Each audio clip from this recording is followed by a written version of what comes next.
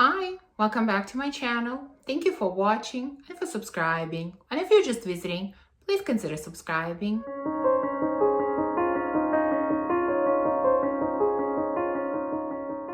So today we're going to talk about some very amazing fragrances that no one talks about or very few talk about. I love discovering hidden treasures. I love discovering new fragrances that not many others talk about. I am not the one to really follow the hype train. In fact, I often resist buying fragrances because they're very hyped up. I love finding treasures. And today I selected, I think 9 or 10 from my collection that are like that. I feel like these are top-notch fragrances that unfortunately don't get a lot of hype, or in some cases don't get any hype at all. First fragrance on my list is from Salvatore Ferragamo from his Tuscan scent line, which is I think his private line, and this is called White Mimosa. As you can guess by the name, the main player here is Mimosa, which is a floral note that I really enjoy.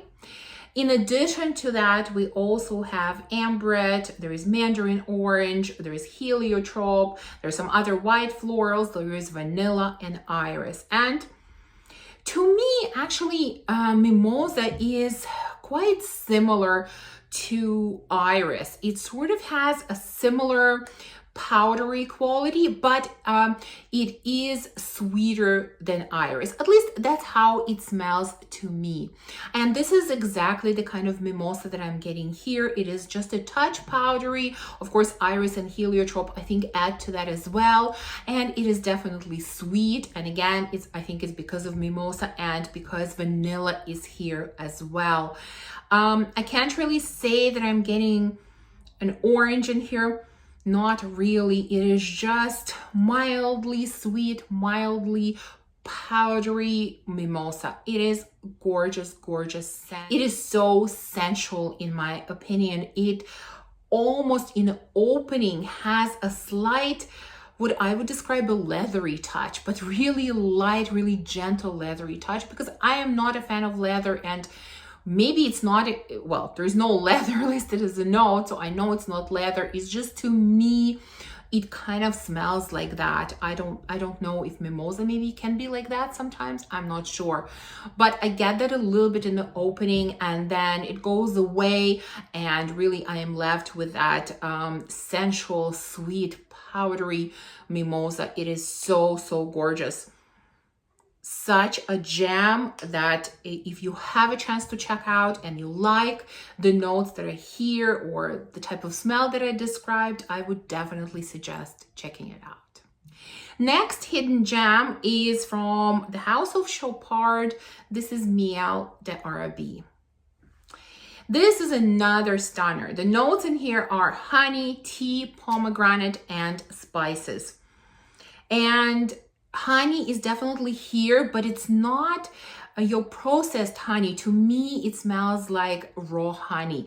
It is not overly sweet. And then pomegranate is definitely here. It almost adds a little touch of tartness. You know how the outside of the pomegranate peel, I'm not sure what the right terminology is here, like if you bite into it accidentally, it has a bit of tartness. So it's kind of like that to me here. So it's not just plain pomegranate juice, but it's more like the whole fruit of pomegranate. And there's spices in here. I'm not really getting any spiciness from this. In fact, I am getting a little citrusy element. This is a stunning, unique tea scent. It is completely unisex in my opinion. In fact, my husband loves this scent just as much as I do, and perhaps maybe even a little bit more. He reaches for this one quite often. Outstanding offering from this house. Have I tried anything else from this line? I can't remember. I think I tried the orange scent. I can't remember what it's called exactly. It was nice, but not quite as amazing as this one. So again, this is Miel de Arabie from Chopard. Next, let's talk about one of my all-time favorite houses, a house that I think deserves so much more love than it gets on YouTube. For some reason, not many talk about this house in general, and I would say this fragrance in particular. This is Secrets du Paradis Rouge from Jewel et Mad. This is a fragrance that's about sweet orange blossom. In addition to that, there is neroli, there is honey, there is almond, vanilla, benzoin, a lot of other notes. And you know, sweet orange blossom is quite a popular combination. You know, many people seem to enjoy that, probably because of Love by Kilian. That's, in my opinion, is the most popular scent that features this combination. And I really don't hear anyone talking about this one, but I think this is outstanding. Yes, it has that sweet orange blossom, but the sweetness in here to me is coming more from honey than from like vanilla or marshmallow. It's like you have this honeyed orange blossom with a little bit of neroli. It is gorgeous. The other thing about this scent is that performance is absolutely outstanding. It is strong, it is powerful, it projects, it lasts, it leaves a trail. This is stunning. Really, really, more people need to talk about this house, need to try this house. And I mean, if you enjoy the sweet orange combination, you really need to try this scent. Next one on my list is a fragrance from Histoires de Parfum, and this is 1804.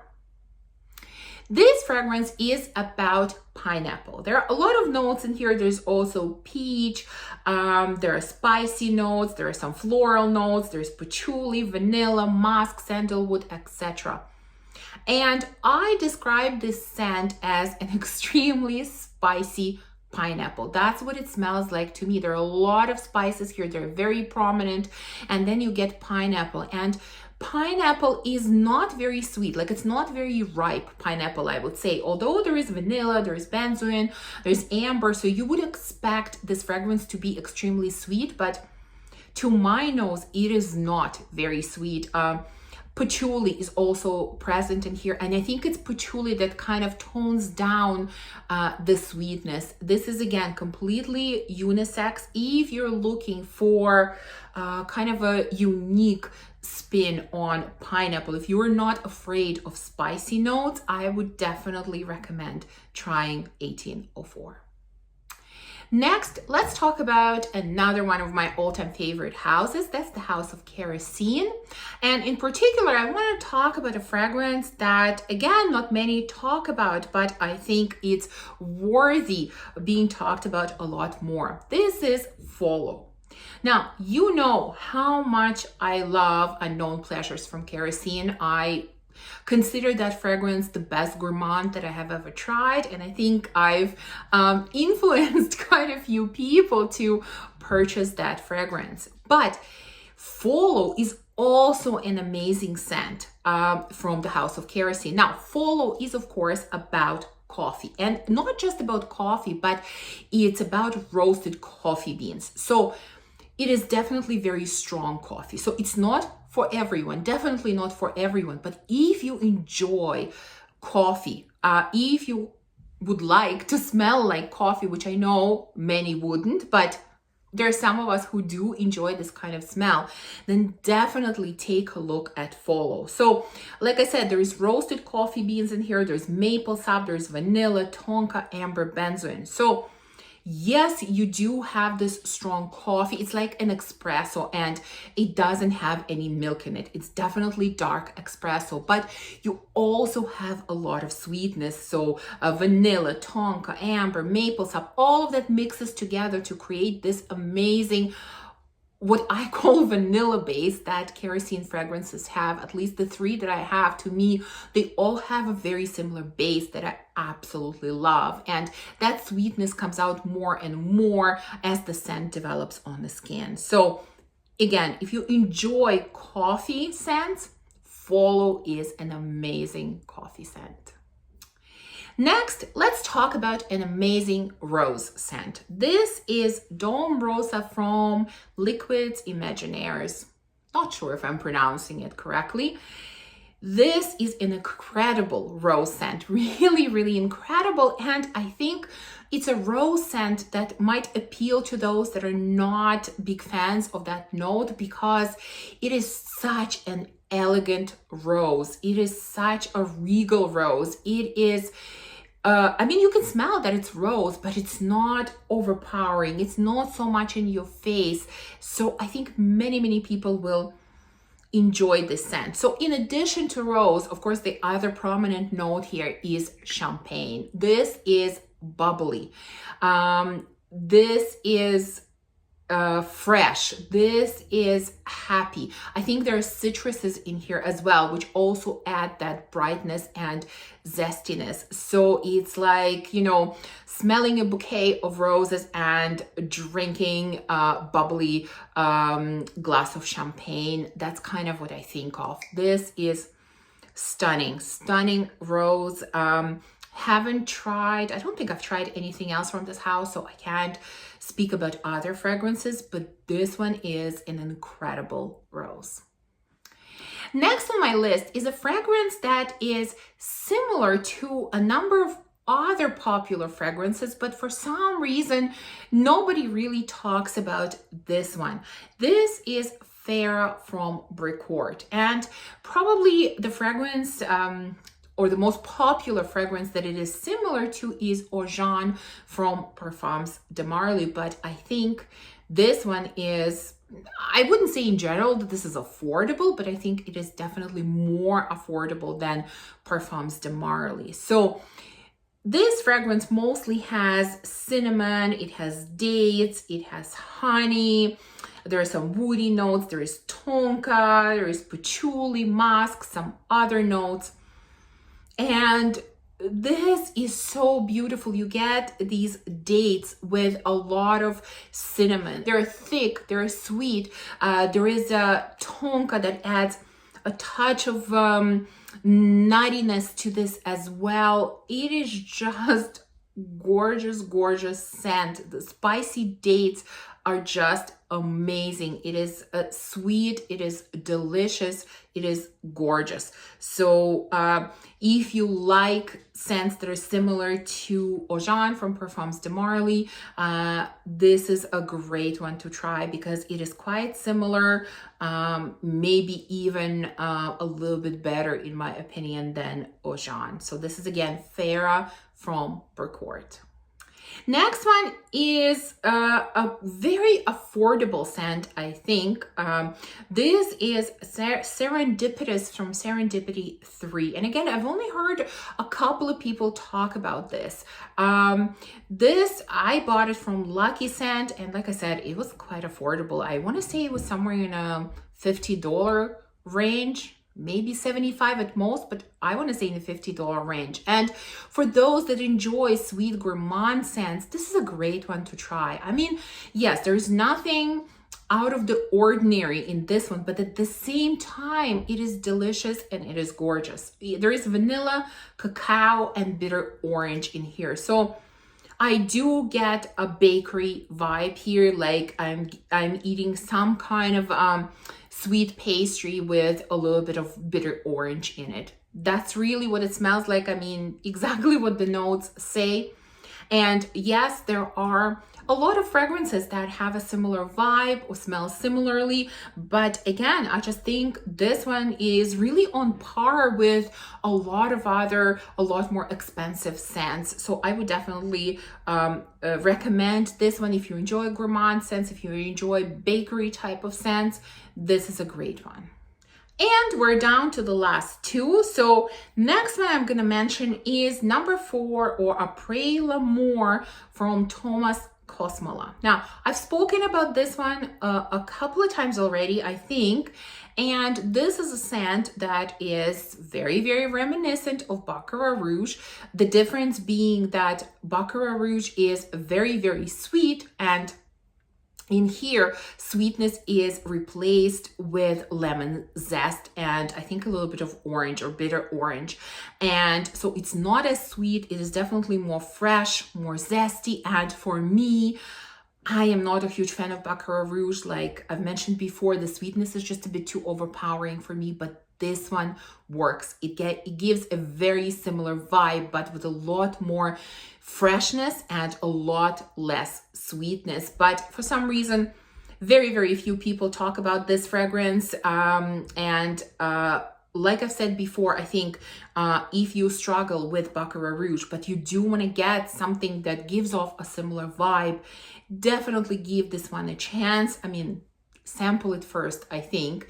But for me, this is an amazing replacement for Baccarat Rouge because I'm getting a very similar vibe, very similar feel, but I can actually wear it and enjoy it. And the last one on my list is a fragrance from the house of Amouroud, and this is called Silk Rouge. And in general, I've heard a lot of talk about this fragrance house, but I really haven't heard anyone talk about this particular fragrance. And I think this is a stunner. Obviously, again, sample it first because I don't think everyone will like it, but for me, this is a huge, huge winner. There are a lot of notes in this fragrance. But I'm not even going to read them because to me, they almost don't make sense. In general, I will just say that this smells like a table full of some type of Middle Eastern desserts. It is sweet, it is spicy, it is a little bit nutty, it is definitely creamy, it is definitely thick. It almost has a little bit of smokiness to this as well. Outstanding scent, very, very addictive. Again, for me, this is a huge winner. This is definitely a hidden gem, and I wish that more people would try it. So there you go. This is my list of hidden gems. I would love to know if you've tried any of these fragrances or what hidden gems do you have. Would love to find some new scents. So definitely let me know down in the comments. Thank you for watching this video. If you enjoyed it, please remember to give me a thumbs up and subscribe, and I will see you soon in my next video. Bye.